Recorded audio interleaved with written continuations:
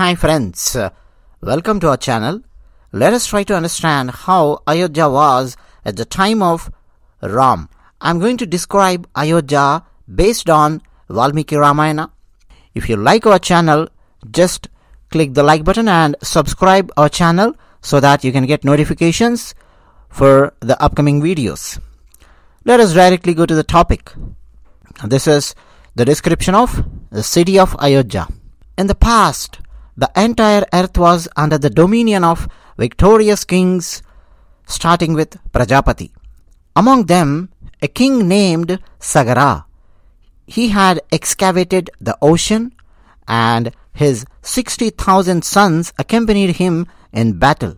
The renowned epic Ramayanam or Ramayana originated from the lineage of powerful emperors founded by Ikshvaku. I am committed to disseminating this Ramayanam, encompassing the principles of Dharma, Artha and Kama in its entirety and without bias from the outset. On the banks of river Sarayu, a great and prosperous country named Kosala, abundant in food grains and wealth and inhabited by contented people, was situated. The capital city of Kosala was Ayodhya, crafted by Manu. It was a splendid city with well-organized streets extending 12 yojanas in length and 3 yojanas in breadth. Ayodhya's thoroughfares were adorned with beautiful flowers and regularly sprinkled with water, presenting a magnificent sight. King Dasharatha, akin to Indra in heaven, enhanced the prosperity of his kingdom. The city of Ayodhya had arched gateways, bustling markets, various artisans, and an abundance of instruments and weapons. It was enclosed by strong fortifications and a deep moat. No enemy can enter and occupy that city. The city with suburban towns on all sides had many female dancers and actors. Ayodhya was filled with gardens, mango groves, and filled by sal trees. It abounded with several elephants and horses, cattle, camels, and mules. Ayodhya attracted many tributary kings who used to pay tributes, merchants from diverse lands, and resembled Indra's Amaravati with its majestic mountains and mansions adorned with precious stones, with groups of men and women and adorned with 7-storied palaces. It looked wonderful, like a board where the game of Ashtapada is played. It was rich in all kinds of gems. Its houses were constructed on leveled ground with no space left unutilized. It was abundant, stocked with fair-grained rice and water which tasted sweet like sugarcane juice. The city resonated with the sounds of trumpets, drums, stringed instruments, and panavas. Ayodhya surpassed all other cities on the earth. Its palaces, akin to celestial chariots acquired through ascetic practices, housed noble inhabitants. Thousands of skilled warriors, Maharathas, resided in the city, proficient in archery and valor. They safeguarded the city against fierce beasts like wild boars, lions, and tigers in the forest, and maintained order. The warriors in Ayodhya would not pierce with arrows solitary persons without defense, fleeing foes who could be tracked down through hints from sound. It was in that city of Ayodhya that King Dasharatha lived. In Ayodhya, Diyas performed rituals of sacrificial fire with dedication, possessing knowledge of the Vedas and Vedangas. The inhabitants were virtuous, truthful, and almost comparable to rishis and maharshis. King Dasharatha, following the traditions of Manu, ruled the world with Vedic wisdom, prosperity, and might. Under Dasharatha's rule, the people of Ayodhya were content, virtuous, well-versed in sacred texts, and self-sufficient. The city thrived without the presence of lustful, miserly, unscholarly, or atheistic individuals. The citizens were righteous, self-controlled, and adorned with ornaments embodying purity and prosperity. The city was a haven of charitable deeds, devoid of thieves or those of improper descent. Dasharatha was dear to the inhabitants of towns and villages. Among Ikshvaku kings, Dasharatha was a great charioteer capable of fighting with many Maharathas single-handed. Dasharatha performed many sacrifices and was devoted to the practice of dharma. He was in full control over his subjects.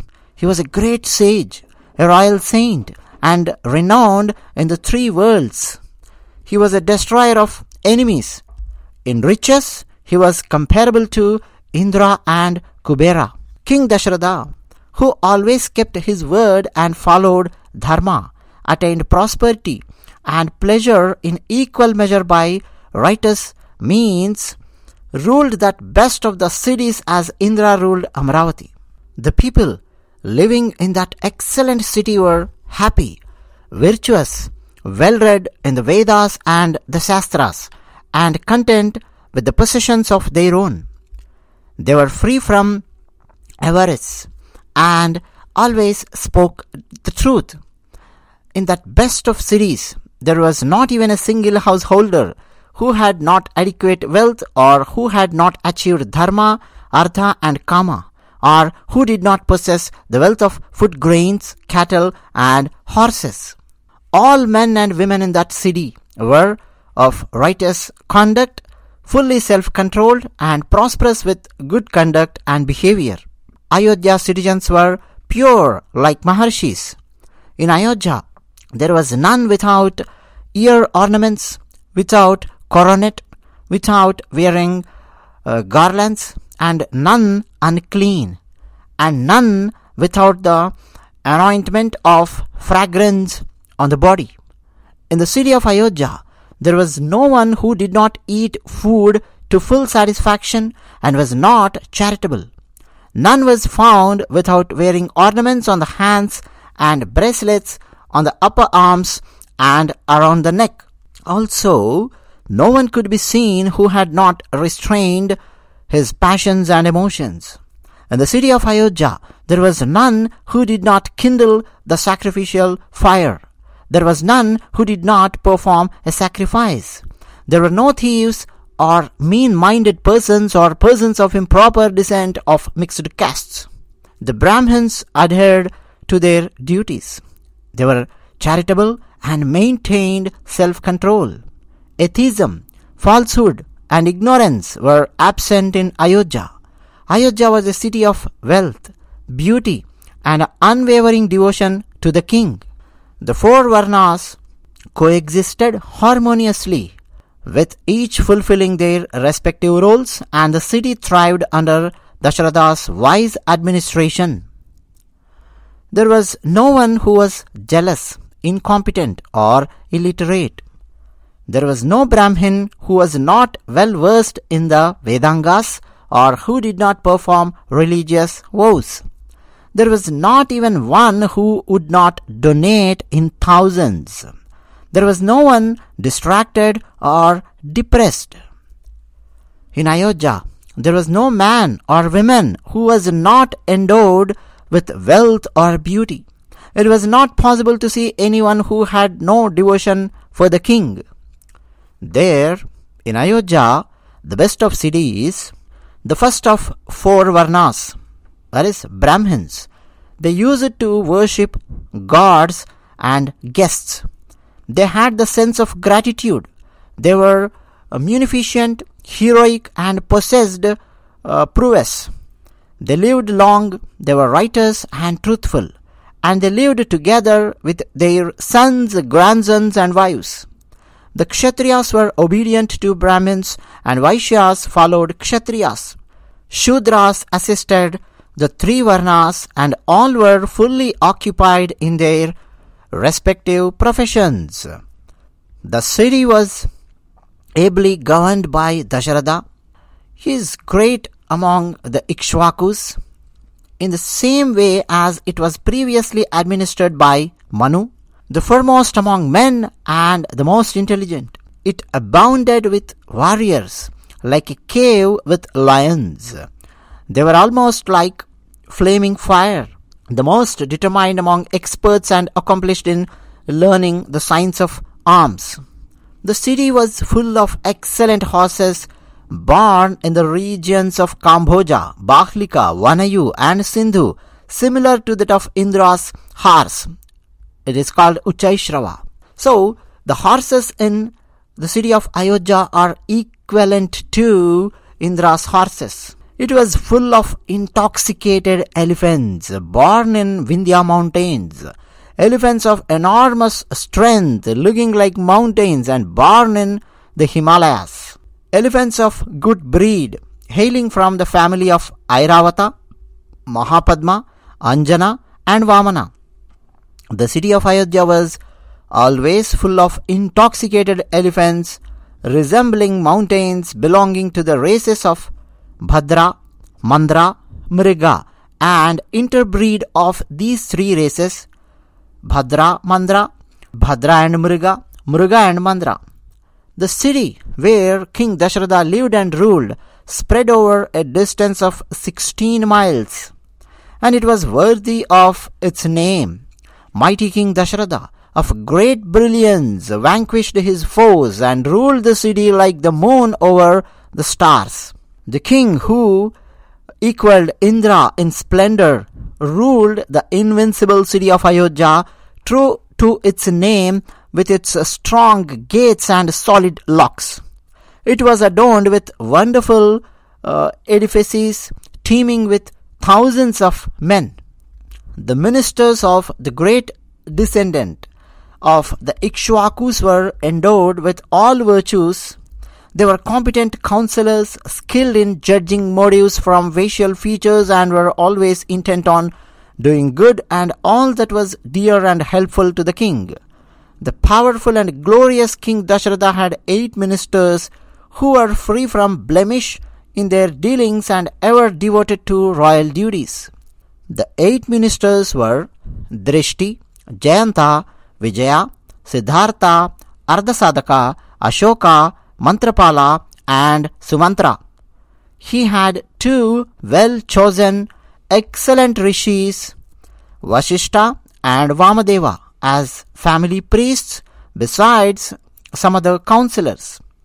While the ministers of chaste conduct administered the kingdom with unanimous decisions, there was no one who was a liar, either in the city or in the kingdom. In that kingdom, no one was wicked or enamored of others' wives. Serenity prevailed over the entire kingdom, including the city of excellence. They all were well dressed in fine clothes. They possessed good character with an eye on justice and vigilant about the king's welfare. Accompanied by the ministers who were devoted to his welfare, adept in counseling, skillful, capable and loyal towards Dasharatha, the king Dasharatha acquired the glory like the rising sun with luminous rays. This is the power of Ayodhya city under King Dasharatha. Friends, this ends the description of Ayodhya city in Valmeeki Ramayana. I tried my level best to translate the slokas of Valmeeki Ramayana and described the city of Ayodhya. If you like our video, just click like button. If you want to subscribe to our channel, just click the subscribe button and subscribe to our channel. And if you want to express your opinions, just write down your opinions in the comments section. Thank you. Thanks a lot.